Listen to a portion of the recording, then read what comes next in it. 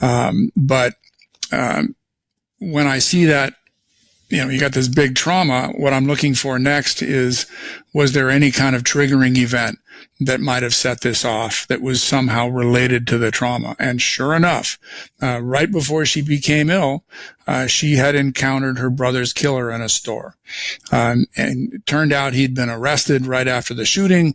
He'd been convicted of manslaughter because the shooting took place in the context of a tavern brawl, and he was released back into the community, and nobody warned her that he was out there. So when she ran into him, it came as a complete shock, and within days she had her first attack, and they just continued after that. But there was clearly a very direct connection, and she was having nightmares about this, and she was avoiding the part of town where he lived, and she was even avoiding people who looked like him.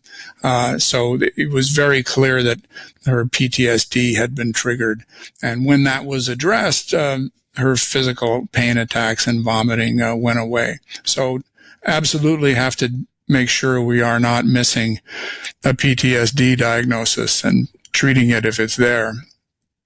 If somebody's had the long-term impact of what we call adverse childhood experiences, some kind of childhood trauma, ACEs is the abbreviation, then we can't go back and change the past, but we can absolutely help people with the long-term impacts of that. And there are a lot of highly stressful long-term impacts of childhood trauma. One of the biggest of which is people tend to not take care of themselves. They were so busy trying to fix the bad home situation as kids that they grow up with the idea that that's their job. Whatever problems there are amongst people that are in their world, they are trying to fix them.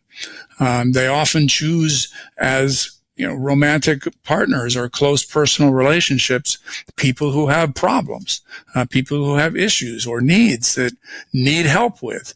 And so the relationships that my patients get into coming out of these adverse childhood environments is they tend to be unbalanced.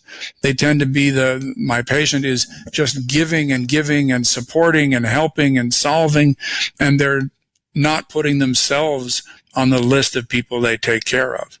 And the result of that is that they are living on that treadmill again, powering through, fixing everything. They're the strong one. They're the one on whose shoulders the rest of the world rests. They never get a break, and that's when the brain starts trying to talk to them by means of the body symptoms. And when people understand that, they can start making some changes. And obviously this is not going to be an overnight fix or a 1 week fix. This is going to be some long-term wood therapy, I'm guessing. For many people it is, but a lot of people, when they recognize what's going on, they can make some substantial changes in a fairly short period of time. They may not fix everything, but a lot of times they can fix enough that they start feeling better. Yeah.